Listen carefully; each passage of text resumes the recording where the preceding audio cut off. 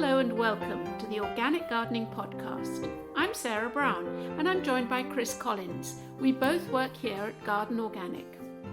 Each month we like to bring you some gardening tips, whether like me you have a garden, or like Chris you live in a city and grow on a balcony or an allotment. And we're always joined by an interesting guest whose life is shaped by gardening and particularly organic growing. Our podcast is sponsored by the Organic Gardening Catalogue. Chris and I love this online shop. You can find nearly everything you might need to support your organic growing. And if you're a member of Garden Organic, you get 10% off everything. So just go to www.organiccatalogue.com. Now, what have we got for you this month? Well, it's New Year. So Chris and I talk about new ideas in our plots, including perennial veg and mixed planting. The weather isn't great, so our postbag includes queries about how to clear and clean the greenhouse, what to do with those black plastic pots, and whether old seeds can still germinate. I don't know about you, but I've got envelopes of them. It's also January, or Veganuary, so Chris spent time with gardener and journalist Matthew Appleby, who's written the book The Super Organic Gardener, Everything You Need to Know About Vegan Gardening. What more can I say? So wherever you're listening, on the run, in the car, or down in the potting shed, I hope you enjoy listening and feel inspired to get growing the organic way.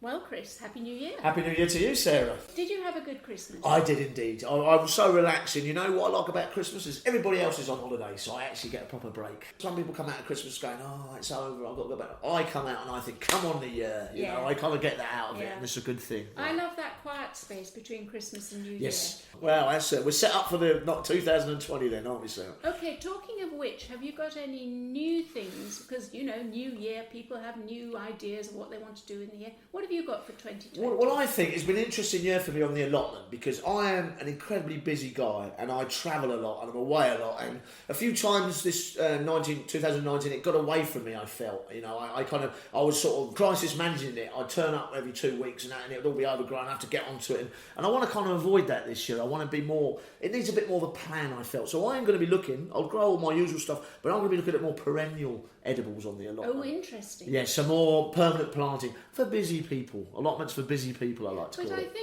what is interesting is quite a few things can be grown perennially. Brassicas, for instance. Yes. You can grow a perennial kale, can't you? You can globe artichoke. Yeah. Is another one. Horseradish, which is a brilliant one. I eat a lot of that. So you want to watch out. That's going to spread. Well, it is quite. Well, I've got a boggy bit at the end of the allotment, which I'm going to put a pond in because I want some wildlife in. I think I'll just whack it at the back next to the fence.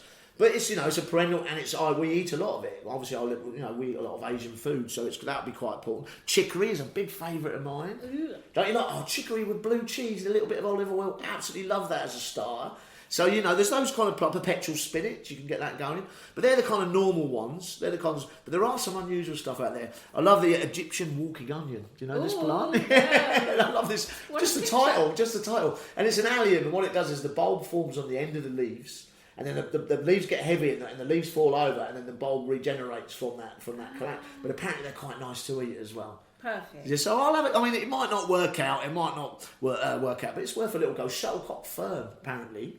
If you take the coils, the new growth, and you saute them with butter, they're supposed to be quite nice as well. Okay. So this is all time saving in a sense. It is, yeah. And presumably not the whole of your allotment. No, I'll run a strip down the side. Solomon's seal's another one. Apparently the leaves are quite nice. So it's actually they're going to play two roles. They're going to be ornamental, a bit like globe artichoke really. Such a beautiful plant, ornamental but also edible. And I just think that'll take the pressure off me because of the size of the allotment, but still do what it's intended to do.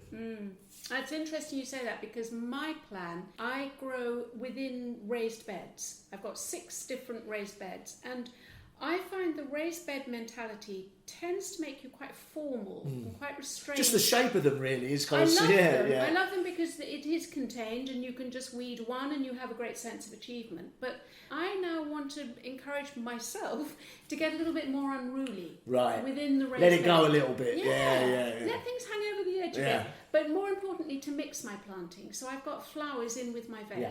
So you've got these beautiful orange marigold self-seeding, for Yes, instance, yeah. and they set off the purple brassicas or whatever. So I'm just going to let Be a them bit loose. freer, but that's what I mean, and that's a big part of organic gardening, isn't it? Letting things mix together, let them. I was at Gertrude Jekyll once said, "They're all welcome in my garden." She once said, and I think that, but also it's very cheap to do because you can get your packets of hardy annuals, sow them straight into the soil around the edge. You're away, aren't you? Yeah. What else are you going to be doing this month? It's January.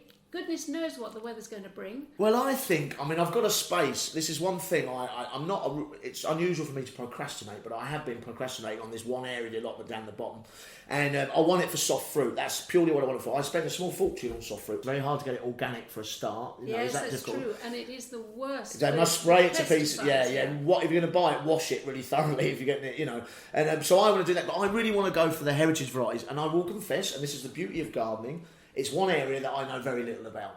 Gardening's a never-ending journey, isn't it? Yeah. There's two reasons I want to do it. One, I want soft fruit to eat, but I also want to go into an area that I will learn from. So I would say, actually, if any listeners out there have got knowledge of maybe London soft fruit, heritage soft fruit, or South East soft fruit, please do get in touch with me. I could do with a little bit of help, and us gardeners love to share information. You never know, there might be a Bow blackcurrant. You never know, exactly. This is the kind of journey or Chelsea raspberry. Exactly, this is the journey I want to go on. Oh, fantastic.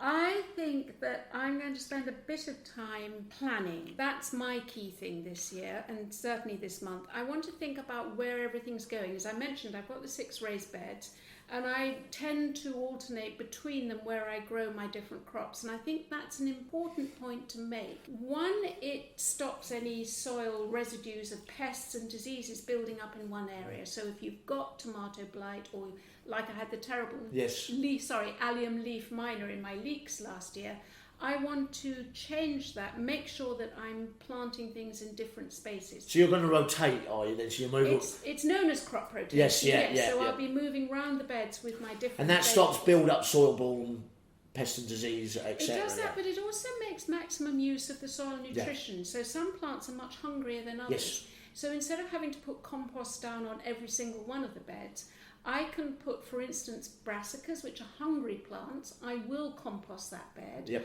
But then there are those that don't need quite so much of that rich oomph of the soil, like the legumes, the peas and the beans. They, as you say, they carry their own lunchbox. I don't have to put my precious compost necessarily on that soil right at the beginning. So there's quite a clever use of nutrition within the soil. And so would you sit down and draw that? I would mind Definitely. Yeah, so you sit down with a bit of pen and paper, look at the varieties you're going to choose, and then make a plan for the year. Absolutely, because it's all too easy to make that decision, do it in January, and by March you think, where were the Yes, people? I think I would. The year gets away from you. Listen, I can't do forget. anything about making a list of a day now. But I actually also have a book which tells me what I planted last year. I think that a plan. Gardeners are always good planners, and we're very good at seeing what's kind of coming in the future. We always look ahead, and that's a very good example of it. Now, Chris, I know you love feeding the birds on. Mate, my life would not be the same without those 2 bird feeders on my windows. I have so much pleasure from them. Well, this month is the Great British Bird Watch. I think it's towards the end of the month where people are encouraged to spend 10 minutes watching the birds, recording them, sending it off online. But I just want to flag up, there is now a best practice for feeding birds from the British Trust for Ornithology. What they've discovered is that, unfortunately, by putting food out to birds, there has been some bad instances of spread of diseases. Right. So a particularly bad one in the past 10 years or so has been a disease called trichomoniasis. It's easy for you to say. Well, I hope I got that right. But that has decimated the greenfinch and chaffinch population. Wow. And they think that that's probably come from infected bird feeders because the bacteria is transferred by saliva. What the BTO recommend is, first of all, you feed in moderation. Don't put out a humongous amount of food. Right. Put out just enough, probably for 1 or 2 days at the most. So if the food sits, if it sits, then you're more likely to get disease. Yeah. Then definitely wash and disinfect bird feeders. Now they recommend not necessarily once a day, once a week would be brilliant. Certainly once a month. Right. So it's interesting because I wash my bird feeders. I've got 2 of those stick-on ones on the windows, I wash them every day. What you're doing is you're getting rid of all that bacteria, Yeah. which might come from birds which are carrying the disease. And then finally, remove the old wet food and droppings. You've seen them feed. They're drop seeds, don't they, all over the place? Yep. And then other birds will swoop down and pick those seeds Yeah, up. usually Now, pigeons. Right? Yeah. But those are the seeds that are going to be carrying the bacteria from the saliva of the bird that dropped Right, it. I see. So do a rigorous clean if you can. So underneath the bird feed, obviously this is quite a big thing And for me because it drops onto the floor of my balcony. Yes. So you're saying I should go out with a dustpan and brush and clean that Absolutely. up. When I'm filling the bird feeder, I should be doing that as well. Absolutely, and the bird poo as well. I have to tell you a story, Sarah, about birds. I get goldfinches on my bird feeders, and I got up there the morning very early, and I was half asleep, and I went into the bedroom. First job I do is the birds. I feed the fish and I feed the birds before you feed before I even put a coffee on. Yeah, and there were 3 goldfinches sat on the bird feeder. There was no food in the bird feeder, looking at me like that, going, "Come on, mate, where's the grub? Sort it out. Get your act together." And it's such an interesting thing because it was just such a magical moment, and it's such a simple thing, and it just set me up in such a good mood for the rest of the day. And that's a wonderful, wonderful thing. I agree. I go down first thing and I let the hens out before I've had my breakfast. And did you know hens sing? Really, They sing yeah, to yeah. each other inside the house. You can hear them, whether it's a little bit of Frank Sinatra crooning, Wow. sometimes a little choral work. My 3 hens. So they wake up in a good mood then. Oh yeah, and as you say, it puts you in a Yes, good it mood. does. It really does affect, it really does. Life's just not so complicated, If you look around, you enjoy a bit of nature, enjoy a bit of gardening, grow a bit of your own food, live life to the full.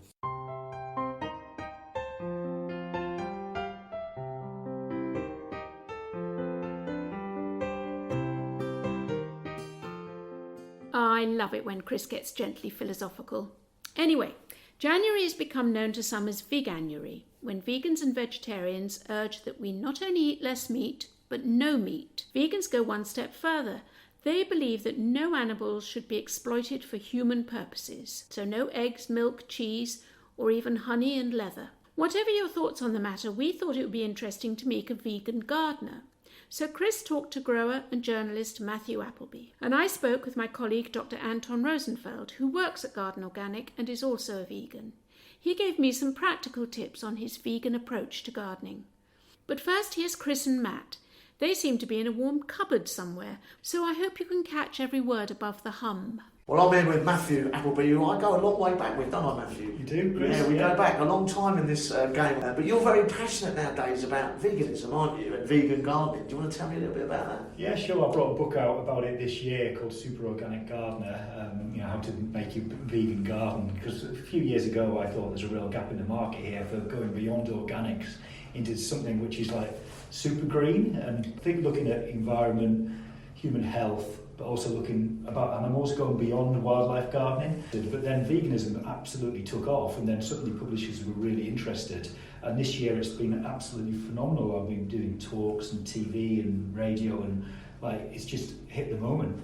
I was on This Morning, on ITV and stuff like that, and So it's really the wind's behind it in a lot of ways, isn't it? I've hit the moment, and I'm lucky really, because if it had come out a couple of years ago when I wanted to, it would have not been on Sure. trends. But my idea was to kind of popularise this, because there has been books about this in the past, but very, very niche. Do you encounter a lot of cynicism about this? Because it is, at the moment, it is quite trendy, and it is, I would argue, seen as quite a middle class thing, how the image it's kind of got, which maybe is not the right one. But do you encounter cynicism on it? And there's wholly kind of negative reactions in some places, that ITV thing. But at least I got that out there to an audience which didn't know about it before. It's easy for me to write a page in The Guardian. I mean, even in The Guardian, people are quite negative because they basically say, I do this already and I do it better than you. in the wider world, people are like, this is ridiculous, you're an idiot. But I've got the idea out there. And when you get thinking about climate change and world food shortages and loads of other stuff like that, I think people are thinking of new ideas and being a bit more receptive at the moment. I also wanted to get some products into the market because, you get organic products, but not many in gardening, but you get vegan products in supermarkets, so I thought, why not have a vegan aisle in the garden centre? So that's represented, so then actually you can then go in and have vegan products where you'd go to buy plants or stuff for your outdoor spaces. Well, exactly. I mean, there's a vegan bit on the cafe menu in garden centres and in every other cafe in the country, so why not have the products? And it is particularly relevant for gardening. I mean, obviously in food, there's vegan recipe books out all over the place, but not really any vegan gardening books. A lot of gardening is about growing food, and it's the only way you really know the provenance of your food is if you grow it yourself and you know exactly what the inputs are. And the inputs are using your own compost or bought compost, which is vegan and not manures from animals, and using your own homemade fertiliser, which, garden organic thing like the comfrey based or whatever base, but not using blood, fish and bone fertiliser. Right. But another big thing is like growing for health. So, the publisher was keen for me to talk about recipes, and I was like, oh God, I can't cook. So I thought I'd approach it by saying, vegans need to think about protein and iron and stuff they might not be so sufficient in compared to meat eaters. So I looked at the crops and their recommended daily allowances of like the vitamins and minerals that were in them. So like beans, for instance, has got loads of protein in. I said, this is how to grow beans, this is the RDAs, and here's a recipe as well. So you take the recipe on the end. But don't you think, I have an allotment and I grow a lot of food and it encourages me to cook, where I normally wouldn't cook. So if I've got a glutton of produce, I'm more likely to get the saucepans out and cook it than if I wasn't doing it. So it's a kind of a knock-on. But you eat a couple of things quite interesting, because it's not just about food, is it? Veganism is not just about food. So this could come into what you're wearing, maybe, or... The idea in veganism is like livestock farming takes up a huge amount of land and a huge amount of water and resources. But if you just grow crops on that land, it's a lot less of land use used up.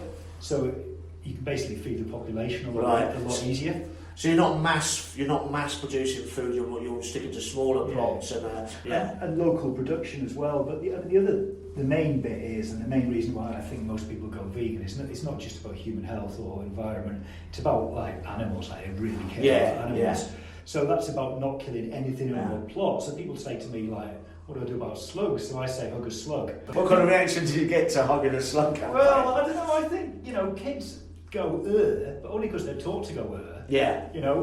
With foxes or whatever on your plot. Like I was doing a talk last weekend, and someone was like, "What do you do about foxes on your plot?" And I was like, "Well, I don't do anything because they don't do any damage." Yeah. But they kind of assume they do. It's a preemptive, isn't it? It's like that's bad, and so we get rid of it. It's funny about the slugs and snails, because I would have years ago put them in a bucket of salty water. I'd been brutal with them. Yeah. Now I tend to put them in a placky bag and walk them off site. And I think so. We are talking about a respect for life, aren't we? Well, yeah, exactly. And at the end of the day, I came up with this thing which gardeners, I think is a bit difficult for them. I said, the animal's going to eat your plant. Let it eat your plant rather than killing it and having a good, nice plant. And gardeners are like, you can't do that. But in terms of food, that you can't really do that if you're going to be a commercial producer. But there are commercial producers who have got such a nice organic, biodiverse plot that there's enough predators in there which will kill the bad stuff, so if you've got the size you can and you do it properly. But I suppose you've hit it on the head there, haven't you? It's about diversity on the plot. So if you grow 50 lettuces in a rows and rows and rows, and you're going to attract probably a lot more slug, aren't you? So it's maybe about mixing things up a bit. Yeah, I mean, it's you're not going to be self-sufficient doing this, but you're going to feel a lot better about yourself. Yeah. And the taste is much better as well. I think the wind's behind it a little bit. I think there is in a little way, that's how horticulture itself is changing. We're now starting to imbibe these things, aren't we? If you wanted to start to do this kind of thing, grow vegan food and eat vegan food, and where would you start? Is there kind of a square one you'd start from? Well, yeah, I mean, the basics, which are all in the book, are about, same as anything else, preparing your soil, but you need a crop rotation is pretty important. So you're probably on a smaller plot of a 5-year crop rotation, basically crop groups, in order to not take too many minerals out of the soil. You also plant a load of cover crops. So you'd be like green manures, that kind of stuff. Exactly. To try and put something back in, because it's all about building up your soil. Yeah. Same as any organic. I was going to say, a lot of the organic principles are in there, aren't they? It is exactly the same, and it's no dig, which is pretty popular at the moment. Just going back to what you were saying before, I mean, I have seen people kind of cashing in a bit, like sort of saying that they are kind of a bit sort of veg-based. And you're like, are you sort of vegan? And they're like, oh no, we're just veg-based. It's a bit like the vegetarian who says, I eat fish once a week. You're saying that sort of like... Yeah. They can see an audience there. But I mean, I don't care about that, because, there's loads of people who are like flexitarian there now. And you never meet anybody who says, I don't eat less meat. Like everyone says that, don't they? Yeah. Or so I mean, I think it's all good, Even, So if so, you think if somebody said, you know what, I'm gonna eat vegan 3 times a week, that's progress, isn't it? Yeah. That takes pressure off the environment, the planet, etc. Yeah, I mean, I'm not. I'm a bit uncomfortable in kind of trying to get anybody to do anything. Don't you think as British people, though, if you try and tell us what to do too much, we tend to react negatively anyway, don't we?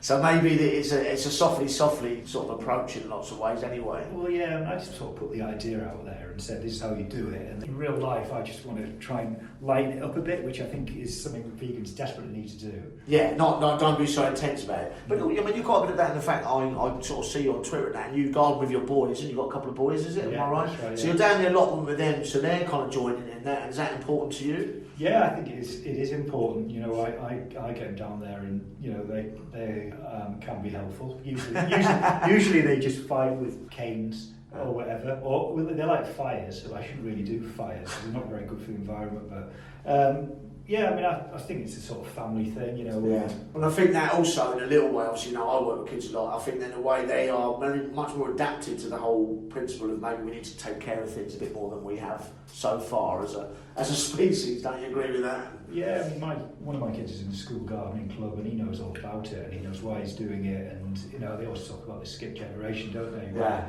the kids tell the parents because they get taught it. So where do you sort of see horticulture going? Because it's quite interesting from where I started, when it was kind of very neat and very organised, and it's kind of loosened up. And do you see it? Is it the changes in it?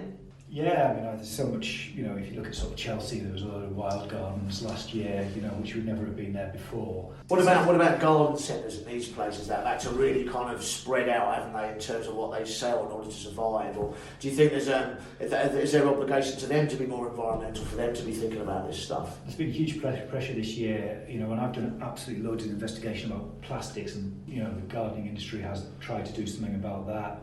I think peat's going to be massively on the agenda next year. Pesticides are big on the agenda as ever, and plant health is the 4 Ps. Yeah. And the industry in some ways has been slow to pick up on them. They have got answers. So I suppose it's something we just slowly put pressure on. But we could, in a way, as an industry, be leading the way, couldn't we, in terms of what goes on in the rest of society? We could be blazing a trail, couldn't we, with environmental issues? I throw these ideas out there. I'm big on labelling. I want to see sort of plant and product labelling saying, what is actually in those plants and products, which it doesn't do at the moment, in a bag of peat or in a plant in a pot. And I'm also big on sort of recycling, so I want to see garden centres take back plastic pots, which they used to do years ago, but they don't anymore. But even if it costs them money, it's just a good nature of goodwill. And there's loads of little things that you could do like that to be friendly, because it's easy to say, I'm in horticulture, I'm green, I do great things for the environment, but it's not all about the environment. It's a business, and people forget that. And Greens say, basically, gardening is not a business. Well, the garden industry is a business, and it's always going to be. But I think you'd agree with this. We do seem to be moving in the right direction, don't we? Yeah. Gardening has an opportunity to maybe be a bit more progressive about it all. Yeah, and I mean, one big thing I've noticed is, going back to the vegan thing, a lot of people were conventional eaters, conventional gardeners, and they thought about maybe going vegetarian or maybe going organic. And a lot of people have leapt that middle ground and gone straight into something which used to be regarded as quite extreme, like being vegan. I don't know, maybe it's Brexit, just people have become more extreme, they've kind of diversified. Polarised a little bit, that's the maybe. word, Yeah. Well, I think it's brilliant, mate, what you're doing. I love the thing. I really do enjoy following the social media on it all. And thanks, Matthew. I really appreciate your time, mate.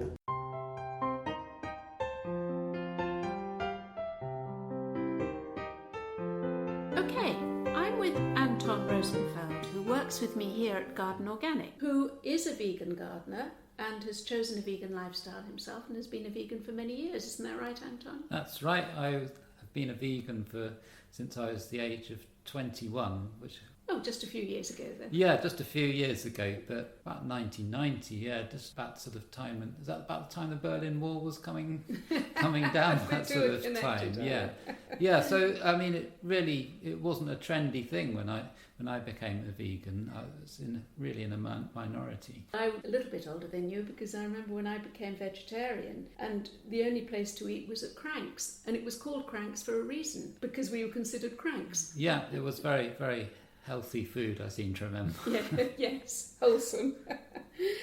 So Anton, it's good to talk to you because having heard Matt talk about his book and about how important the vegan lifestyle was to him and how he wanted to introduce it into gardening. Of course, it's really vegan gardening to me sounds very similar to organic gardening. But I wonder, how would you say they differ? I would say the major difference is that you make a big effort not to involve any animal products in your gardening, just in as with the rest of your lifestyle, really. You're not wearing leather, you're not eating animal products, so you bring that into your gardening as well. Most of it's pretty organic, really. A lot of the principles really lie very well with organic gardening. Things like looking after the soil, first and foremost. Yes, I mean, there's a whole list of things. There's looking after your soil, there's pest control, there's more about sort of preventative measures rather than reactive measures. Yeah, it all sits very well with organic gardening. We're very big on green manures. I think they're a very important part of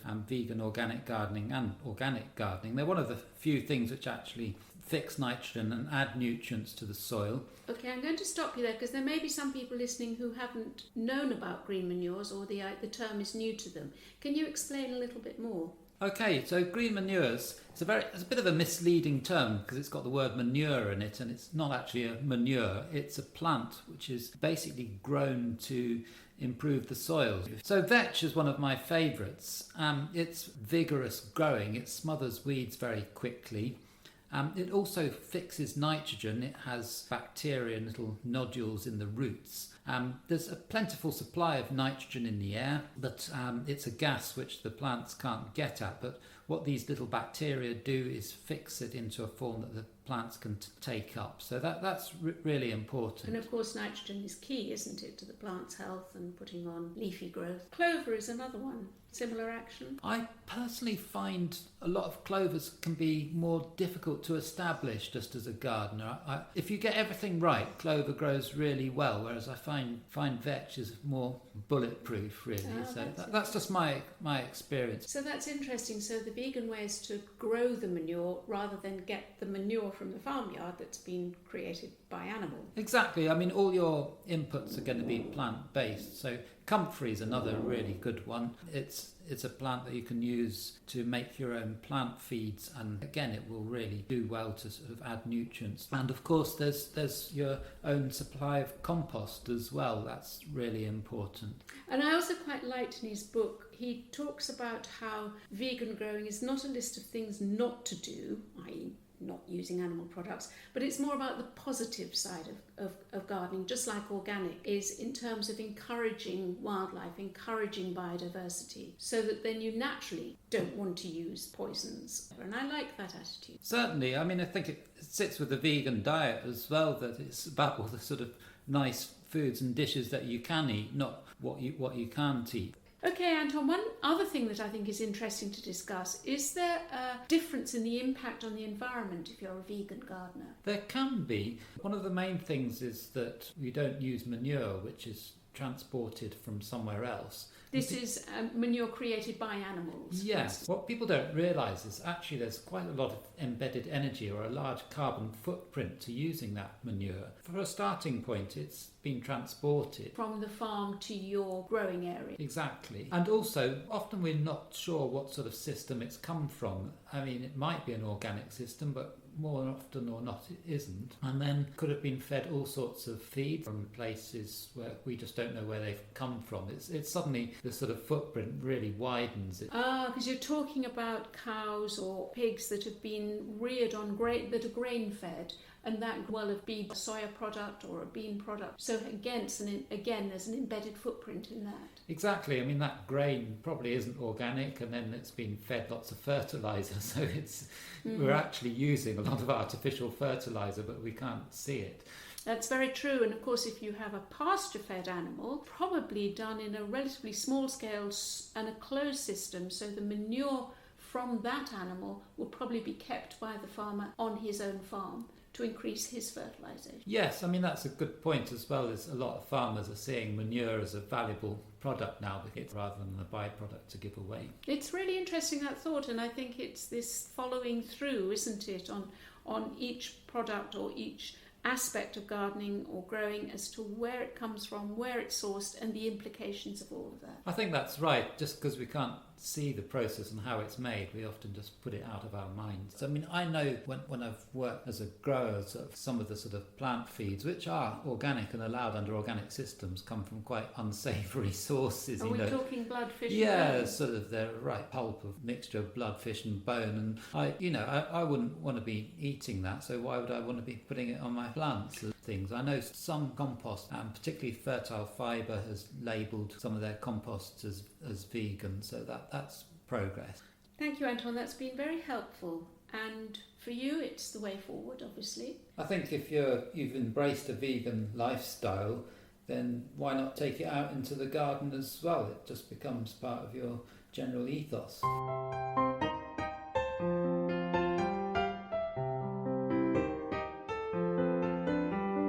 Now, Anton, don't go away because we're joined by Hannah with the Garden Organic Post Bag. Hello, Hannah. Yes, hello. So we've got a lovely theme this month.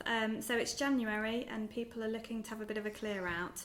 So the first question is about seeds. This member has a box with lots of half-used packets of seeds. Some are past their use-by date. What would your advice be? What should they do with them? Anton? I think the first thing is don't throw them all away, because some of them will still be useful. It does really depend on how they were stored. A lot of people tend to store their seed packets in the garden shed. It seems like a convenient place because that's closest to where you're going to be using them. But unfortunately, garden sheds aren't actually a great place for storing your seeds. They tend to sort of fluctuate a lot in temperature, so they get absolutely baking hot in the summer, and then they get very cold in the winter, and they can be quite damp as well. I'd say a spare bedroom is a good place for storing seed, or if you've got the space, store them in the fridge, but obviously that's not necessarily going to be popular with everybody. Certain varieties keep much longer than others. There's a little bit of disagreement, but there is some common consensus. I would say parsnips, you really do need to have fresh parsnip seed each year. Even last year's parsnip seed, I'd say, is a waste of time. It really doesn't tend to work. And other things in the carrot family don't tend to last that long. They don't tend to last more than a couple of years. But most of the other things like tomatoes and brassicas, you can certainly be keeping them. They'll still be viable within 5 years or so. Oh, that's interesting, yeah. Anton, because so often on seed packets you see a date stamped, which is really usually just the next year. And I guess the seed proprietors, manufacturers are just covering themselves, are they? They are, yes. They just, obviously they want you to go back and buy more seeds as well. That's probably one of their motivations. Cynical. It's interesting you say about storing them. I keep mine foolishly in my greenhouse, or I used to, until a mouse got in and ate them all, packets and seeds. So I've learnt my lesson on that one, to perhaps keep them in something that a mouse can't get into, whether it's a tin or a thick plastic and Tupperware container. One of the most important things is actually keeping them dry. That's actually more important than keeping them cool. Sort of cool, damp conditions are actually worse than warm, dry conditions. It's that moisture that really is, well, it's basically what a plant seed needs to germinate. So if you're supplying it with that, it's not going to be kept in its dormant state. So if you've kept your seed in a less than ideal situation, is there any way to test whether it's worth sowing them again? Yeah, you can actually test them very easily. You can do a simple germination test on them. That sounds very scientific, but actually it can be done with very little equipment. I find the ideal thing is perhaps a sandwich box or a takeaway box with some soaked tissue in there. It needs to be just lightly damp, not absolutely soaking wet.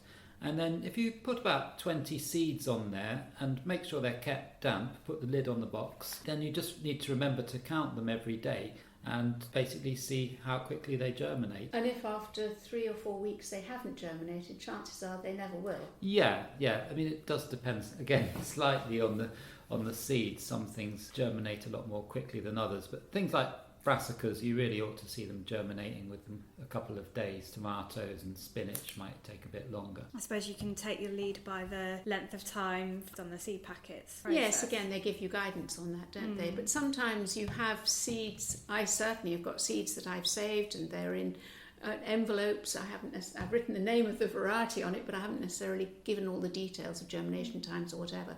And it's those envelopes that you find that are a year, 2, 3 or 4 years old. Those are the ones that you're more wary of whether they're going to germinate or not. Yeah. And probably a very stupid question, but if you do the germination test, you see that the seeds are beginning to shoot. Can you then sow them to grow them? That very much depends on the type of seed. I actually do that for a lot of the sort of larger things like squash plants. That does actually work pretty well for. I think some of the smaller things, sort of brassicas and tomatoes, you might really struggle with. Okay, so overall, keep them dry, try and keep their temperature reasonably stable in a cool place. Spare bedroom, fridge. I mean, one way of keeping them really dry is to keep them in a container of dried rice as well, and that information is on the Heritage Seed Library's website of how to store the seeds, so it's worth having a look on that. It's a very good practical tip, because to actually go out and buy desiccant material can be expensive and time consuming, but actually, as you say, a jar of rice will absorb the moisture, protecting the seeds. But you do need to dry out the rice first in an oven. Too true. Yeah. So that's all on the Garden Organic website It is. within the Heritage Seed Library information. Brilliant. Okay, on to the next one. This is close to my heart because I'm in this situation. My shed is full of plastic pots and trays. I really don't think I need them all. What can I do with them? I think actually, Hannah, we're all guilty of this one, because we accrue these plastic pots and trays from anything we've bought or been given, and it's quite scary how they grow. I mean, I probably could count up to 50 at least at home. I can beat that. But they came with the house, so I'll don't take full responsibility. So what do we do with them? Well, I suppose the first thought is, can you use them in any way yourself? For planting things into, putting them inside a terracotta pot. You can sometimes put a black plastic pot inside and grow your plant. It helps contain the moisture a little bit better than a terracotta pot, which will lose the moisture quite quickly. But in truth, I think most of us look to be able to recycle all these plastic pots. But this is actually a bone of contention between the garden centre retailer and the local council refuse collectors. The garden centres say it's a plastic that can be recycled, however it's black, and the local recycling people say we can't recycle black because it's not picked up by our laser machinery in the recycle line, and also they want it to be pristine clean. Well, not many of us want to spend time washing our flower pots, so there is this difficulty in this tension, and it makes it difficult for us, the gardeners. Do you put it outside with your curb collection? Do you take it to a recycling centre? These are all questions which will be dealt with in your own locality. There isn't a national recycling scheme. I have to say I'm inclined towards this wonderful nursery that's down in Kent, who have decided they're going to ban plastic where they can from their retail operation. And so if you go to buy compost from them, for instance, you take a bag for life and you fill it yourself from their big compost heap. And when it comes to buying a plant in a plastic pot, they will sell you the plant in a biodegradable pot, which is probably made of cardboard. They take it out of the black pot that it came from their plant supplier in, put it in the cardboard so you can take it home, and they will reuse that black pot for their own purposes, growing in their own greenhouses. Because, of course, many retailers are stuck by what they're sent from their suppliers, and the big plant suppliers are still predominantly using black plastic. So I've noticed that you can now buy plants in different coloured plastic. Does that make a huge difference? Is there anything to look out for there? Well, the main advantage of that is that it can be recycled at the end of its life, because the sorting machines can pick them up a lot more easily. Obviously, you have to look out for the fact whether they are made out of recycled materials in the first place. It's no point going on to something that can be recycled if you're then just using virgin plastic to make it in the first place. So it's a bit of a double-edged sword there. But I know a lot of the firms that are making these coloured pots, they are made out of recycled material as well. And there are trials for fibre pots, for pots made from a bio-waste plastic. So it's in the pipeline, but nothing's actually happening. Now, the question is, what can I do with all these pots? So we've talked about recycling. And one of the things I use mine for is I create a shelving system in my garden shed over winter to store my apples. And to create this shelving system, I use black plastic pots as bases, then lay a plank across the top, and then another 4 black plastic tops and another plank on top of those. But it's interesting. I'd be really keen to see all the other things that people have done with them. I know our members in particular are very imaginative and very creative with reusing the things they've got. That's quite a nice idea. Yes, well, if you're listening and you've got ideas, then email us at Garden Organic. There's an email address, podcast@gardenorganic.org.uk. Yeah, it'd be interesting to see what people are up to. How about trying to pass them on? I suppose that's extending their life, probably one of the best things we can do. I think that's a nice idea, and if you garden on an allotment or if you have a community, you're part of a community gardening group, then why not have a pot share or have a place that you can put all your pots and people can help themselves if there's a site on the allotment where pots are donated for free. And certainly, obviously reuse comes above recycling, the waste hierarchy. Absolutely, Anton, you're quite right. And quite a lot of allotments and community groups have a plant sale in Bring, and they're probably on the lookout for pots, so that's quite a good use of them there. Of course, yeah, and schools, I guess, school gardening. So yeah, see who you can give them to before you then look at the recycling. Because if you can stop someone else having to buy a plant pot, then you've reduced the amount. Reuse, recycle, exactly. Okay, so the last one is a bit of a task which I have that sits heavy on my mind that I need to do. Someone's asking, what's the best way to clean out my pots and my greenhouse? Well, let's start with the greenhouse. I would say if there's one thing you're going to do, not all of us have got the time to go and disinfect our greenhouse, or perhaps not all of us actually want to do that. But if there's one thing you're going to do is just remove all the debris that you can, because that is where all the pests and things are going to be overwintering. So if you can get rid of bits of dying plant material, get rid of old compost, any bits of compost spilt on the floor, any bits of sort of moss hanging around as well. They are all sort of refuges, particularly for the scarab fly, which is something that can come and attack your seedlings. And it's also a place for sort of red spider mites to hang out as well. Sarah, you also said that fuchsias is a place for... Well, if you happen to have some fuchsias that are overwintering, in fact, or geraniums even that are overwintering, they do attract whitefly at this time of year, or they've already got the whitefly. So one idea for that is to take your fuchsia outside the greenhouse or the polytunnel carefully without dislodging those whiteflies. And then once you're out, shake the plant as much and as vigorously as you can, obviously without damaging it and losing it from the pot, and then put it back in the greenhouse. That way you'll reduce your whitefly population. But yes, I take your point, Anton, that it can look untidy at the end of a growing season, can't it? It's like there wasn't time to deal with it all earlier in the year when everything was growing. Now is your time to tidy it.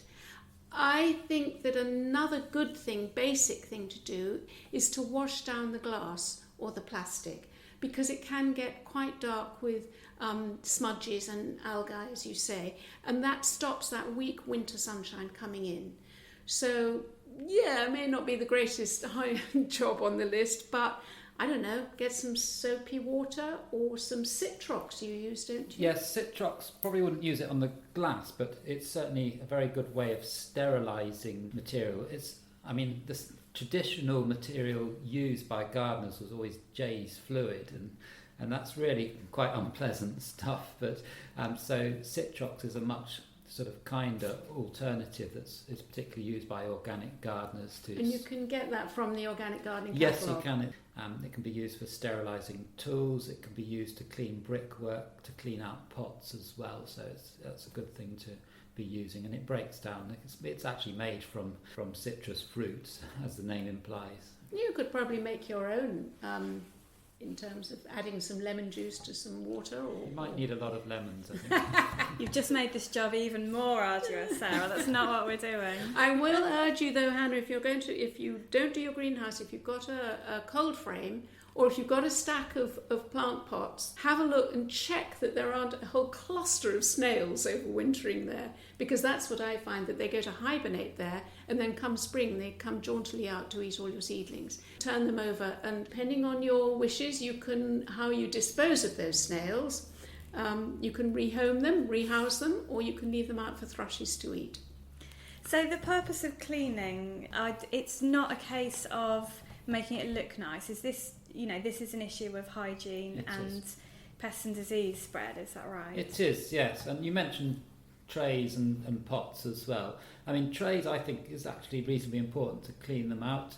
Any soil left in there can gradually harbour various fungi in there, which can lead to a condition known as damping off, when your seedlings just basically collapse as they sort of germinate, and that's very dispiriting and that really is just hygiene. It's just cleaning the soil out. I mean, a good rinse in hot soapy water would be enough to get rid of that. I mean, I must admit I tend to just wash my trays out just before I sow stuff in them, so I just do it as I need to, not necessarily do every single tray, because that really, unless you've got a lot of time on your hands, it's quite a depressing task. Oh, you can put the radio on or just listen to a podcast. Yes. So I love to imagine our listeners actually putting this podcast on while they're cleaning their greenhouse. And we're right with you. Great. Well, I think that's covered everything. Thank you ever so much. Thank you, Hannah. Sadly, that's all we have time for. I hope you've enjoyed our first episode of the year. Next month, we have a special guest, Ben Raskin. He's an organic grower who works with the Soil Association. He tells Chris about the power of trees and agroforestry. Can't wait. Don't forget, there's lots of information on the Garden Organic website, www.gardenorganic.org.uk, about all of the topics we discussed today. And why not head over to the Organic Gardening Catalogue online for all your seeds and gardening needs. And whatever the weather, I hope you're feeling inspired to go out and get going in your organic plot. Our thanks to Kevin MacLeod for providing the music.